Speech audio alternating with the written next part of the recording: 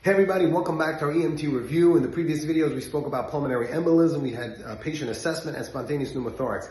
In this video, we're going to be speaking about anaphylaxis, anaphylactic shock. Now, anaphylaxis is an overreaction of the immune system to some particular allergen that for whatever reason the body views as a body being attacked by this allergen. It could be food, it could be medication, it could be bite, and so on and so forth. Now, this causes various systemic reactions. This results in the body releasing various chemicals, histamines, prostaglandins, leukotrienes, which causes all kinds of things to happen to the body. 1, vasodilation, causing the blood pressure to drop. Therefore, this is known as anaphylactic shock. You have the bronchioles constricting, the muscles around the bronchioles constricting. Increased permeability of the blood vessels causing fluid to leak out, which causes swelling. Now, there's going to be multiple body systems that are affected. It's important to pay attention and be aware of all of them so that we're able to identify anaphylaxis properly. Now, let's just go through each system.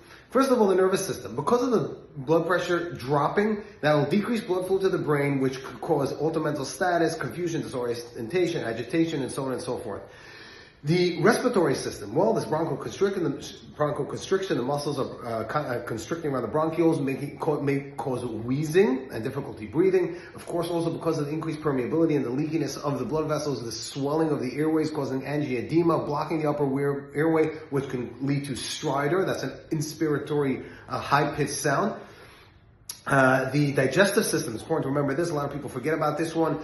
The digestive system being affected, you can have nausea, vomiting, abdominal pain, diarrhea. In addition, the skin, which of course, obviously we know, the flushed skin, because of the peripheral vasodilation, the skin becomes flushed. The urticaria, the hives, which are little blotches on the skin, the itching known as pruritus. Of course, the cardiovascular system being affected, the heart rate will usually increase, although sometimes at more advanced stages it'll actually slow down. But of course, the blood pressure is going to be dropping.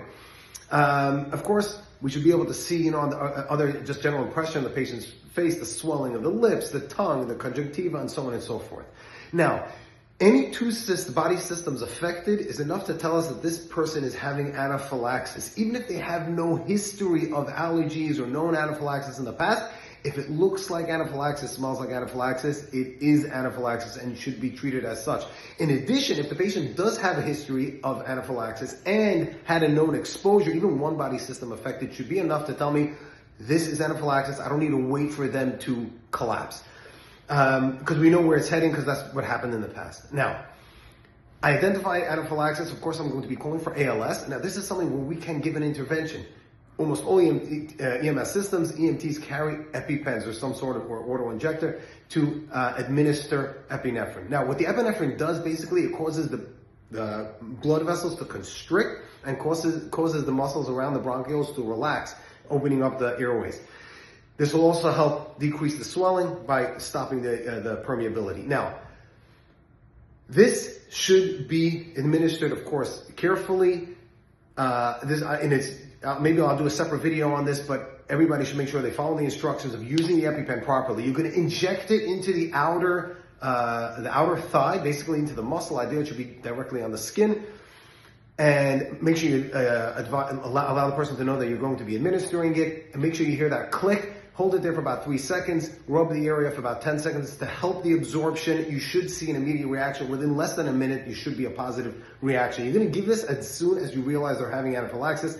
Even before you give oxygen, if it's evident right away. Obviously, if it wasn't evident right away, you would give oxygen beforehand. Okay, we're already over time over here on this one. That is going to be the end of this one, and we'll see you in the next video.